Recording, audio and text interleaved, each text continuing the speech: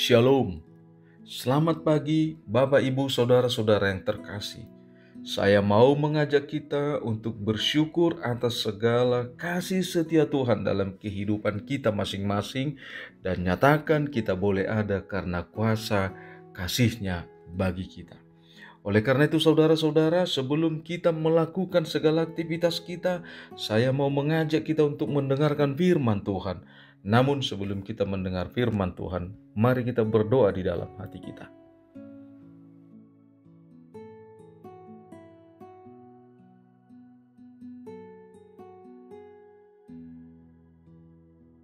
Amin.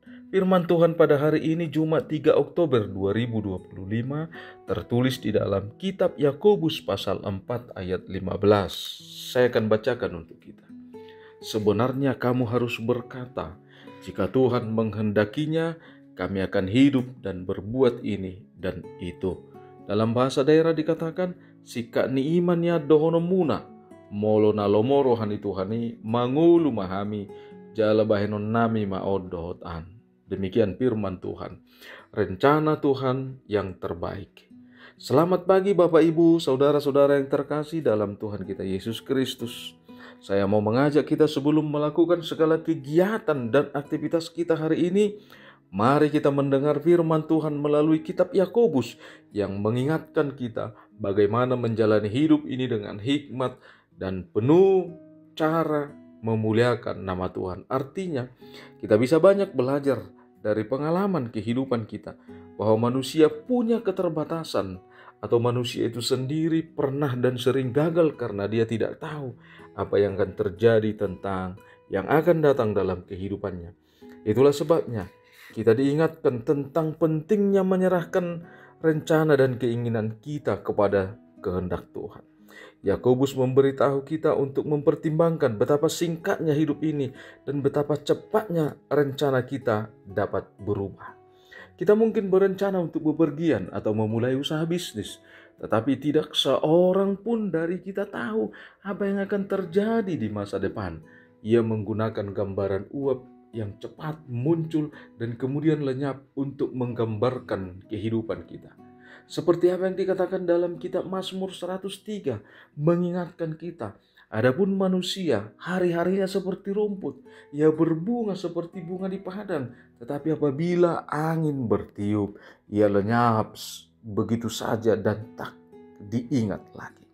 Jemaat yang terkasih, bisa kita pastikan bahwa sering sekali rencana Tuhan itu bertolak belakang dengan apa yang diinginkan manusia. Saya ambil satu contoh. Ada seorang lelaki yang parubaya yang membiayai atau memenuhi kebutuhan keluarganya setiap hari dari hasil ternak atau telur ayam ataupun bebek dan hasil kebunnya. Setiap hari dia harus berangkat ke pasar untuk membawa hasil ternak dan taninya. Dengan berjalan kaki sekitar 2,55 kilometer sebelum sampai ke tempat angkutan pedesaan. Namun pagi itu dia membawa telur ayam dan telur bebek lebih kurang 150 butir dan sebagian hasil kebun. Namun tanpa tidak sengaja si bapak tadi terpeleset dan jatuh sehingga telurnya semua pecah. Dengan wajah sedih dan meneteskan air mata, dia harus memutuskan untuk pulang dengan kesal. Namun tidak lama setelah sampai di rumah, dengan meneteskan air mata dan penyesalan yang sangat begitu berat, dia dapat berita bahwa angkutan desa yang tadinya ditumpanginya bertabrakan dengan truk dan dinyatakan banyak yang meninggal dunia. Bapak Ibu, si bapak tadi sadar seandainya dia ikut dalam angkutan tersebut, dia mengalami musibah seperti itu. Apakah dia meninggal? Yang pasti ketika dia meninggal, keluarganya akan terlantar. Artinya, rencana dan rancangan Tuhan memberikan sukacita bagi si bapak tersebut, sekalipun pada awalnya dia merasa kesal. Jemaat yang terkasih, kita tahu apa yang akan terjadi besok. Kita tidak tahu apa yang akan terjadi esok. Jadi, Mengapa kita membuat rencana seolah-olah kita tahu? Penting untuk diingat bahwa rencana kita hanyalah rencana kita. Kita mungkin membuat rencana terbaik untuk hidup kita. Tetapi jika kita tidak memeriksa kehendak Tuhan, maka rencana kita mungkin bukan rencananya. Kita harus mencari kehendaknya dalam segala hal yang kita lakukan. Dan jika itu tidak sejalan dengan kehendaknya, kita harus bersedia mengubah rencana kita. Kita perlu mengakhiri setiap rencana dan proses pembuatan rencana dengan kata-kata, jika Tuhan menghendakinya, kami akan hidup dan berbuat ini dan itu. Oleh sebab itu, Yakobus pada pasal 4 mengingatkan kita bahwa rencana kita tidak ada apa-apanya dibanding dengan rencana Allah. Kita mungkin berpikir kita tahu apa yang akan terjadi di masa depan, tetapi Yakobus memperingatkan kita agar tidak mengembangkan sikap independen yang mengecualikan Allah atau mengesampingkan Allah di dalam setiap rencana kita. Kita tidak boleh lupa bahwa Allah yang memegang masa depan dan bahwa rencana serta tujuannya bagi hidup kita jauh lebih besar daripada rencana kita dan jauh di luar kendali kita. Yakobus juga mengingatkan kita bahwa hidup kita rapuh dan tak terduga, sesuatu yang mudah kita lupakan saat kita membuat rencana untuk pergi ke kota Anu, tinggal di sana setahun, berdagang dan mendapat untung. Sebenarnya kita tahu apa yang akan terjadi esok hari. Sebenarnya kita tidak tahu apa yang akan terjadi esok hari. Dan alih-alih membuat rencana semata-mata berdasarkan keinginan dan ambisi kita sendiri, kita seharusnya berkata, jika ini sejalan dengan rencana dan tujuan Tuhan bagi hidup kita, maka kita akan pergi ke Anu dan melakukan Anu.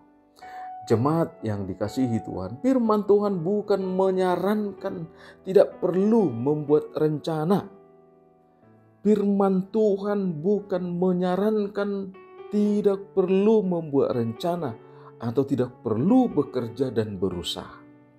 Melalui firman-Nya dengan keras dan tegas bahwa hari-hari hidup kita adalah urusan Tuhan, dan sebaliknya bagaimana kita untuk berpengharapan melalui iman kita, sehingga kita tidak merasa kuat dan hebat dalam menentukan rencana hidup kita.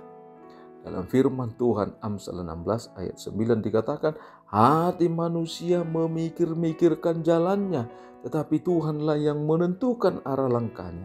Artinya manusia diberikan waktu berpikir, namun tidak diberikan waktu untuk menentukan dan memutuskan. Yesaya 55 ayat 8, sebab rancanganku bukan rancanganmu dan jalanmu bukanlah jalanku. Demikian firman Tuhan.